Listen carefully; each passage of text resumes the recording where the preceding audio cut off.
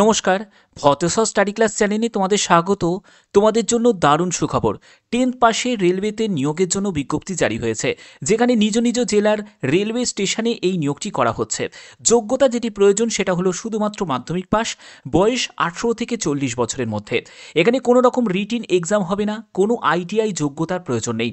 এখানে তোমাদের আবেদনের শেষ তারিখ হচ্ছে 27শে নভেম্বর 2025। কিভাবে তোমরা ফর্ম ফিল আপ করবে, একদম স্টেপ বাই স্টেপ তোমাদের ফর্ম ফিল আপ আজকের এই ভিডিওর মাধ্যমে দেখাবো।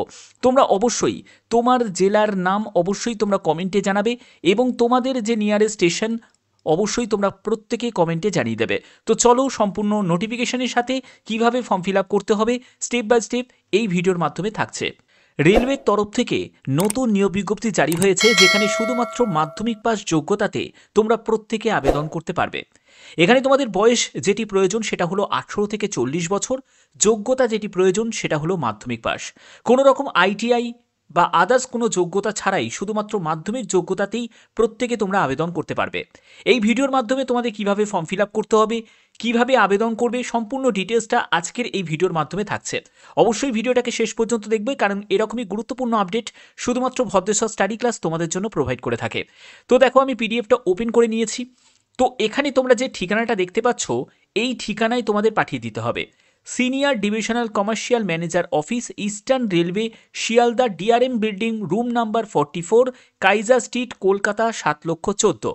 এই ঠিকানাটা ভালো করে তোমরা নোট ডাউন করে নাও। এই ঠিকানায় পাঠাতে হবে। পাঠানোর জন্য যে লাস্ট ডেট তোমরা দেখতেই পাচ্ছ, 7ই নভেম্বর থেকে আবেদন শুরু হয়েছে, 27শে নভেম্বর পর্যন্ত আবেদন করতে পারবে। এবং কবে তোমাদের এই যে নোটিশটা, মানে নোটিশের আপডেটটা তোমরা পেয়ে যাবে, যে কার লিস্টে নাম উঠলো কি উঠলো না, সেটা তোমরা 28শে নভেম্বর জানতে পারবে। 28শে নভেম্বর তোমরা অফিসিয়াল ওয়েবসাইট থেকেও পেয়ে যাবে। এছাড়া তোমাদের মেন যে এই যে দেখতে পাচ্ছ এই ঠিকানা, এই ঠিকানায় একটি নোটিশ বোর্ড পেয়ে যাবে। সেই নোটিশেও তোমাদের জানিয়ে দেওয়া হবে যে লিস্টে কাদের কাদের নাম এলো। ঠিক আছে, তো এবার দেখো যে তোমাদের এখানে আবেদন করতে গেলে কি কি ক্রাইটেরিয়া ফুলফিল করতে হবে। দেখো, the applicant should not be below 18 years, অর্থাৎ 18 বছরের কম বয়সের যারা প্রার্থী, যারা এই ভিডিওটা দেখছো, তারা অবশ্যই বলবো ভিডিওটা দেখো না, কারণ তোমাদের জন্য নয়। এখানে তোমার ন্যূনতম বয়স 18 বছর এবং ম্যাক্সিমাম 40 হোক 45 হোক, প্রত্যেকে আবেদন করতে পারো। এবং এর জন্য প্রয়োজনীয় ডকুমেন্টস হিসাবে তোমাদের বার্থ সার্টিফিকেট অথবা তোমার মাধ্যমিকের অ্যাডমিট কার্ড বা যে কোনো একটি ফটো আইডেন্টি প্রুফ, যেখানে তোমাদের ডেট অফ বার্থ মেনশন করা আছে, সেটা তোমাদের এজ প্রুফ ডকুমেন্টস হিসাবে লাগছে, এবং এটাকে তোমাকে অ্যাপ্লিকেশন ফর্মের সাথে অ্যাটাচ করতে হবে। যোগ্যতার ব্যাপারটা তোমরা দেখতেই পাচ্ছ, the applicant must be at least 10 standard, অর্থাৎ মাধ্যমিক পাস যোগ্যতা তোমার ন্যূনতম যোগ্যতা, এটা তোমার প্রয়োজন। তবে যাদের হায়ার কোয়ালিফিকেশান আছে, মানে উচ্চ মাধ্যমিক বা গ্র্যাজুয়েশন, তারা কি আবেদন করতে পারবে না? তারাও আবেদন করতে পারো, কিন্তু মিনিমাম যোগ্যতা তোমার মাধ্যমিক থাকতেই হবে। ঠিক আছে, কোনো আইটিআই যোগ্যতার প্রয়োজন নেই, কোনো আদার্স কোনো যোগ্যতার প্রয়োজন নেই। এবং এখানে দেখো, should have working knowledge in simple English, অর্থাৎ ইংলিশে কাজ চালানোর মতো নলেজ থাকতে হবে। যেখানে তোমাদের বলছে read the names of the station, অর্থাৎ স্টেশনের নাম পড়তে পারা, ভ্যালু অফ টিকিট, অর্থাৎ টিকিটের ভ্যালু সেগুলো পড়তে পারা, এগুলোর জন্য যে ন্যূনতম তোমাদের ইংলিশের নলেজ থাকতে হবে। এবং এখানে বলছে যে কপি অফ এডুকেশনাল কোয়ালিফিকেশনের সার্টিফিকেট, সেটাও তোমাদের প্রয়োজন, অ্যাপ্লিকেশন ফর্মের সাথে অ্যাটাচ করতে হবে। এই অ্যাপ্লিকেশন ফর্মের জায়গায় তোমাকে প্রথমে একটি পাসপোর্ট সাইজের ছবি, এই জায়গাটা লাগানোর জায়গা থাকবে, এখানটা লাগিয়ে দেবে, এবং এখানে তোমাদের সই করে দিতে হবে। তারপরে দেখো, তোমার নাম সম্পূর্ণ ক্যাপিটালে তোমার নামটা লিখতে হবে। ফাদার বা হাজবেন্ডের নেম এখানে লিখবে। আমি এর পিডিএফটা আমি ডেসক্রিপশানে দিয়ে দেবো, তোমরা সেখানে চেক করবে। এজ এবং ডেট অফ বার্থ এটা অবশ্যই তোমাদের মেনশন করতে হবে, তোমার বয়স কত হচ্ছে এবং তোমার ডেট অফ বার্থটা মেনশন করবে। ওকে, এর পরবর্তী হচ্ছে তোমাদের এডুকেশনাল কোয়ালিফিকেশান। দেখো, এর পরবর্তী হচ্ছে এডুকেশনাল কোয়ালিফিকেশান, যেখানে বলছে অ্যাটলিস্ট 10 স্ট্যান্ডার্ড, অর্থাৎ মাধ্যমিক তুমি পাশ করেছো, সেই মাধ্যমিক তুমি যোগ্যতা হিসাবে মাধ্যমিক লিখলে, এবং তার জন্য প্রয়োজনীয় ডকুমেন্টস অর্থাৎ সার্টিফিকেট, মার্কশিট দুটোই তোমরা অ্যাটাচ করে দেবে। তারপরে 5 নম্বর বলছে যে পার্মানেন্ট রেসিডেন্সিয়াল অ্যাড্রেস হিসাবে তোমার অ্যাড্রেসের সম্পূর্ণ ঠিকানার ডিটেলসটা তুমি এখানে মেনশন করবে, এবং তার জন্য সার্টিফিকেট সেটাও তুমি এখানে দেবে। এবার সার্টিফিকেট হিসাবে তোমরা কাউন্সিলরের কাছ থেকে পেয়ে যাবে রেসিডেন্সিয়াল সার্টিফিকেট, বা পঞ্চায়েত প্রধানের কাছ থেকে, মিউনিসিপ্যালিটির থেকেও তোমরা পেয়ে যাবে।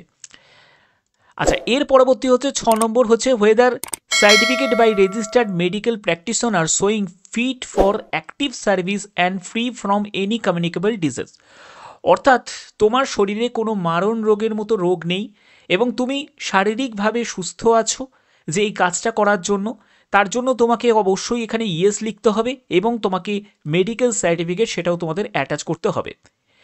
এর পরবর্তী 7 নম্বরে বলছে যে whether the applicant is having contract for any আদার হল স্টেশন, তুমি কি অন্য কোনো হল স্টেশনে কর্মরত আছো বা সেখানে তুমি কাজ করছো এখন বর্তমানে? যদি করে থাকো তাহলে ইয়েস করবে, না হলে তুমি এখানে নো লিখে দেবে। এরপরে পুলিশ ক্লিয়ারেন্স সার্টিফিকেট, সেটাও তোমাদের প্রয়োজন, সেটা লোকাল পুলিশ স্টেশন থেকে তোমাদের পুলিশ ক্লিয়ারেন্স সার্টিফিকেট পেয়ে যাবে এবং সেটাও যে দিচ্ছ এর জন্য এখানে ইয়েস করতে হবে। আধার কার্ড অথবা ভোটার কার্ড বা কোনো রকম তোমাদের যে কোনো একটি ফটো আইডেন্টি প্রুফ, সেটাও তুমি যে এখানে মেনশন করছো, অবশ্যই যদি তুমি আধার দাও তাহলে আধার বলে এখানে লিখে দেবে, ঠিক আছে, আধার বলে এখানে লিখলে এবং আধারের নাম্বারটা এখানে মেনশন করে দেবে। এরপরে তোমাদের কন্ট্যাক্ট নাম্বার দেবে, এনক্লোজার অর্থাৎ কতগুলো ডকুমেন্টস তুমি সঙ্গে অ্যাটাচ করছো সেই ডকুমেন্টসের সংখ্যাটা এখানে মেনশন করতে হবে। এর পরবর্তী হচ্ছে দেখো এখানে দেখো তোমার নাম, তারপরে হচ্ছে সন অফ বা ডটার অফ বা ওয়াইফ অফ, সেখানে কিন্তু তোমার এখানে হাজব্যান্ডের নেম দেবে যারা বিবাহিত মহিলা আছো, আর যারা এখানে অবিবাহিত পুরুষ বা মহিলা আছো তারা এখানে তোমার বাবার নামটা মেনশন করে দেবে। বাবা যদি না থাকে তাহলে তুমি মায়ের নামটা মেনশন করবে এবং এখানে তোমাকে সই করতে হবে, ডেট দেবে এবং তোমাকে প্লেসটা দিতে হবে, ঠিক আছে, যে প্লেস থেকে তুমি বর্তমানে বিলং করছো। তো কোথায় তোমাদের পাঠাতে হবে সেই ঠিকানা তোমাদের বলে দিয়েছি। এবার দেখো তোমাদের এখানে যেটা থাকবে সেটা হচ্ছে কমিশন, মানে তুমি যে আবেদন করলে তুমি সিলেক্ট হওয়ার পরে তোমাদের যে পরিমাণে টিকিট সেল হবে তার ওপর কিছু পার্সেন্টেজ তোমাদের কমিশন ধার্য থাকবে এবং সেখানে কমিশনের মাত্রাটা এখানে কিন্তু দেয়া আছে যে কত পরিমাণে তুমি টিকিট সেল করতে পারলে কেমন তুমি পার্সেন্টেজ পাবে। দেখো এটা কিন্তু অভাবনীয় নয়, কারণ দেখো যদি তুমি কোনো বিজি স্টেশনে যদি তোমাকে নিয়োগ করা হয় তাহলে সেক্ষেত্রে তোমাদের টিকিট সেলটা বেশি হবে, সেখানে তোমার পার্সেন্টেজটা অনেকটাই বেশি হবে, ঠিক আছে। তো দেখো এখানে এই রকম তোমাদের ব্যাপারটা কিন্তু ক্লিয়ার করা আছে এবং এখানে তোমাদের আবেদনপত্র পাঠাতে হবে।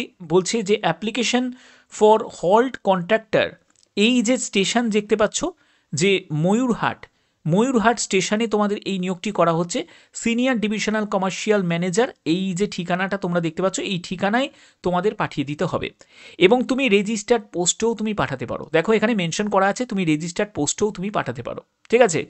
যদি তুমি চাও গিয়ে জমা দেবে সেটাও দিতে পারো অথবা তুমি রেজিস্টার্ড পোস্টের মাধ্যমেও পাঠিয়ে দিতে পারো। এখানে 5 বছরের তোমাদের প্রথমে কন্ট্রাক্ট থাকছে, তারপরে এক্সটেন্ড করবে আরও 5 বছর, অর্থাৎ 10 বছর তোমাদের নিশ্চিত একটা কন্ট্রাক্ট পিরিয়ড তোমাদের থাকছে।